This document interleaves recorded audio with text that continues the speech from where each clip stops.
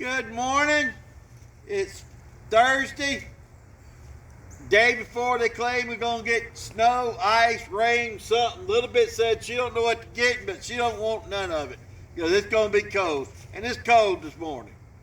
It's pretty chilly. My thing says 20 degrees, so I feel it.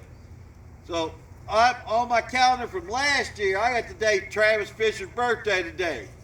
So we're going to celebrate it because that's what the calendar said from last year. I hadn't restarted a new calendar yet, but Travis not on Facebook or anything, so we're going to celebrate it anyway. So happy birthday, Travis.